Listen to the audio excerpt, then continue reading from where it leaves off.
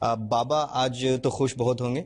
लंबी मुहिम आपने चलाई है काले धन के खिलाफ, किस तरह से इस फैसले को देखते हैं? 10 वर्षों तक लाखों कार्यकर्ताओं ने बहुत तप किया, करोड़ों लोगों के अंदर हमने उम्मीदें जगाई कि काला धन आएगा तो गरीबी मुक्त भारत बनेगा, भ्रष्टाचार पर लगाम लगेगी, काला धन बाहर निकलेगा और 10 से 20% हमारी करेंसी के अंदर पाकिस्तान ने फेक करेंसी, नकली करेंसी डाल रखी है, उस पर अंकुश लगेगा। आतंकवाद, नक्सलवाद सहित आर्थिक अपराधीकरण, राजनीतिक अपराधीकरण जो बड़े मुद्दे हैं उन पर अंकुश लगेगा। जो ड्रग माफिया है, हेल्थ के फील्ड में, एजुकेशन के फील्ड में, लैंड में, माइनिंग में, हर जगह जहां जहां माफिया बैठे हैं उन सबके नाक में नकेल डालने वाला एक बहुत बड़ा ऐतिहासिक, बहुत दूरदर्शी और पारदर्शी एक ऐतिहासिक फैसला मोदी जी ने लिया है। वो करोड़ों लोगों के दिलों में उन्होंने जगह बनाई है। अब ईमानदार लोग गौरव महसूस कर रहे हैं कि भाई हमारी ईमानदारी की मेहनत अब रंग लाएगी, और जो बेईमान लोग ऐशो आराम कर रहे थे और बेफिक्र होकर के न भगवान की परवाह थी न उनको संविधान की परवाह थी, जो दोनों हाथों से हजारों हजारों हाथों से देश को लूट रहे थे, अब उनके बुरे दिन आने वाले हैं और अच्छे लोगों के अब अच्छे दिन आने वाले हैं। मोदी जी ने ये बहुत बड़ा फैसला लिया है, इसकी जितनी तारीफ की जाए उतनी कम है। हाँ, इससे 5-7 दिन लोगों को जरूर समस्याएं होंगी। अरे 5-7 दिन हम समस्या झेल लेंगे, लेकिन देश एक बहुत बड़े संकट से उभर जाएगा। लेकिन बाबा, अब काले धन पर कितनी रोकथाम लगेगी उसके आंकड़े आएंगे, लेकिन अभी जो 2 दिन से हमने भी रिपोर्ट किया था, कल भी आज भी लगातार देश में अफरा तफरी का माहौल है, चाहे लोगों के घरों में शादियां हों या फिर अस्पताल की समस्या भी हम लोगों ने दिखाया। तो इससे कैसे अभी निजात मिलेगी?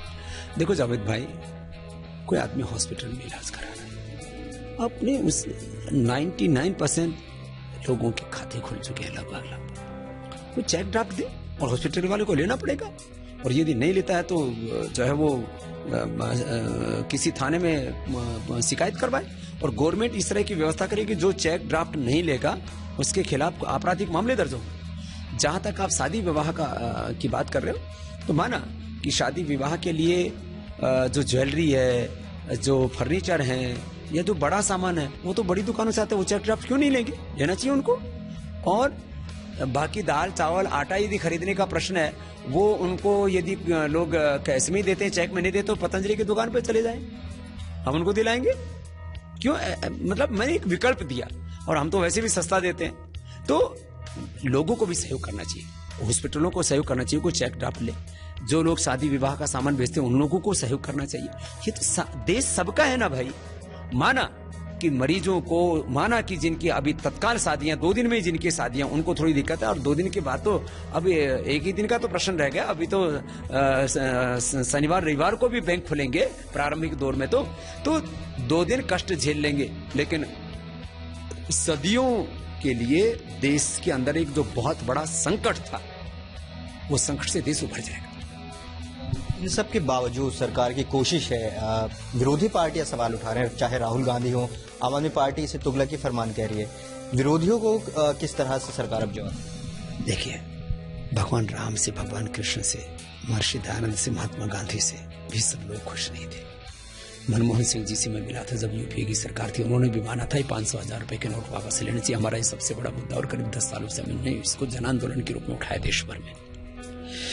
राहुल जी भी इस मुद्दे पर सहमत थे, प्रणब मुखर्जी साहब तो पूरी तरह से सहमत थे। अभी भी जो प्रधानमंत्री जी ने फैसला लिया तो सबसे पहले उन्होंने ही इसको ट्वीट करके बधाई दी। खैर, जब ये निर्णय देश हित में है तो इस पर नुक्ताचीनी नहीं करनी चाहिए, सबको सपोर्ट करना चाहिए। माना कि कुछ प्रश्न हैं, कुछ चुनौतियां हैं, कुछ प्रॉब्लम्स हैं, उनका समाधान होना चाहिए, होगा, और सरकार ने काफी कुछ तैयारी की है। और यदि थोड़ा बहुत तैयारी में कसर मसर रह भी जाए तो लोग झेलने के लिए तैयार हैं, लेकिन काम, जैसे कहते हैं ना, एक मर्द वाला काम, एक वीर पुरुष वाला काम, जो एक देश के ताकतवर प्रधानमंत्री को निर्णय लेना चाहिए, वैसा निर्णय मोदी जी ने लिया है, और वो देश के लोगों के दिलों में अमर हो गए। बिल्कुल बाबा, आपने जैसे बताया 500,000 के नोट पर लगातार पाबंदी की आप बात में की, सरकार ने कर भी दिया। अब सरकार 500 और 2,000 का नोट फिर से ला रही है। अब आपका क्या स्टैंड है? क्या आप अब भी मांग करेंगे कि सरकार इनको ना लाए, क्योंकि आप लगातार आंदोलन भी करते रहें? देखिए, इसमें दो बातें एक साथ कहूंगा। 15 लाख करोड़ रुपए एक बार तो वापस आ जाएगा। एफडीआई के लिए पूरी दुनिया में मोदी साहब को हमें कितना पैसा मिला? अरे इससे तो करीब 10 लाख करोड़ रुपए आएगा। दूसरी बात, 500 और 2,000 के नोट यदि 1 लाख करोड़ में भी सरकार ले आती तो 15 लाख करोड़ तो वापस आ गए ना। 1 लाख करोड़ से कितना काला धन जनरेट हो जाएगा? 90% तो अंकुश लग गया, और 90% काला धन तो देश के अंदर ही है। दूसरी बात एक और मैं आपसे कहना चाहता कि ये जो एक एक मुद्दा मैंने शब्द बोले हैं, भ्रष्टाचार बहुत बड़ा शब्द है, काला धन बहुत बड़ा शब्द है, नकली करेंसी 10 से 20% हमारी इकोनॉमी के अंदर नकली करेंसी पाकिस्तान ने डाली हुई है। 1.5 से 3 लाख करोड़, उससे वो आतंकवादियों को पैसा देता है, उससे हमारे देश को तोड़ने की साजिश करता है, हमारे देश के अंदर अराजकता फैलाता है। और आप देखो, ड्रग माफिया, कितने जवानों की जिंदगी खतरे में पड़ गई, पॉलिटिकल माफिया, एजुकेशन माफिया, चारों तरफ तो देश में लूट खसोट मची हुई, अंधेरा छाया हुआ है। माने एक एक मुद्दा इतना गंभीर है। ये 10 लाख करोड़ रुपए आ गए तो सरकार लाखों स्कूल खोल सकती है, हजारों विश्वविद्यालय खोल सकती है, कितने प्रोडक्शन यूनिट इससे लगा सकती है। 10 लाख करोड़, अरे हम लोगों ने पतंजलि शुरू किया तो हमारे पास में तो 500 करोड़ हमने बैंकों से कर्ज लिया था, और 1 लाख करोड़ की नोटों पर अभी क्या स्टैंड है? मैं आपको बता रहा हूँ, 1 लाख करोड़ की कंपनी बना देंगे। हमने 500 करोड़ बैंक से लोन लेकर के शुरू किया था। अरे 10 लाख करोड़ आने के बाद तो हम हिंदुस्तान की इकोनॉमी को अमेरिका से भी बड़ा करके दिखा देंगे। इतना बड़ा फैसला है, इसको आप छोटे में मत लीजिए। तो अभी सर आप कह रहे हैं जो बड़ी नोट आ रहे हैं वो कम मात्रा में लाएगी सरकार, और उतना किसी भी देश की करेंसी को चलाने के लिए जरूरी है। और बाकी मुझे लगता है बाद में इस सरकार को इस फैसले पर भी पुनर्विचार करना चाहिए, और करेगी, और नहीं लेकर के आएगी। डॉलर देखो, पाउंड देखो, यूरो देखो, कहाँ मिलता है 100 रुपए से ज्यादा का आपने यूरो, डॉलर, पाउंड देखा? नहीं होता है। तो अपने देश में बैंकिंग व्यवस्था भी स्ट्रांग हो रही है, सरकार इसमें भी कमी लाएगी, और निश्चित रूप से अब आर्थिक पारदर्शिता की दिशा में देश आगे बढ़ रहा है। और ये आर्थिक स्वच्छता का, जैसा मोदी साहब ने कहा था, वास्तव में एक महापर्व है ये। अब इसमें किसी भी तरह की नुक्ताचीनी छोड़ करके मोदी जी को सपोर्ट करना चाहिए, क्योंकि बात देश की, और देश हमारा है, सबका है, हिंदू का, मुसलमानों का है, ब्राह्मण, क्षत्रिय, वैश्य, दलित, शूद्र, वाल्मीकि, आदिवासी, वनवासी, गरीब, अमीर, सबका है। ये कांग्रेसियों का भी है, बीजेपी वालों का भी है, सब राजनीतिक पार्टियों का है, अलग अलग विचारधारा वाले लोगों का, हम सबका हिंदुस्तान है। और ये जो निर्णय है मोदी जी का, ये हिंदुस्तान की भलाई में है, इसलिए इस पर किसी भी तरह के विवाद नहीं होने चाहिए। हाँ, जो कुछ प्रश्न हैं, कुछ चुनौतियां हैं, कुछ समस्याएं हैं, उनका समाधान भी सरकार को तत्काल खोजना चाहिए। बाबा, जैसा मोदी जी ने भी कहा कि देश विरोधी गतिविधियों में भी काला धन का बहुत इस्तेमाल होता था, आतंकवाद की समस्या से जूझ रहा है देश, अभी सर्जिकल स्ट्राइक भी हम लोगों ने की, तो क्या लगता है कि आतंकवाद में कितनी इससे चोट पड़ी है? देखिए, सब गलत कामों का मीडियम, माध्यम जो था वो ये बड़ी करेंसी, ये स्रोत सूखेगा। आतंकवादियों को, नक्सलवादियों को तनख्वाह दी जाती है तो चेक ड्राफ्ट में तो नहीं दी जाती, क्योंकि चेक ड्राफ्ट से कोई भी पैसा जाएगा, कहां से आया और किसके पास गया, वो सारा ट्रेसेबल हो जाता है।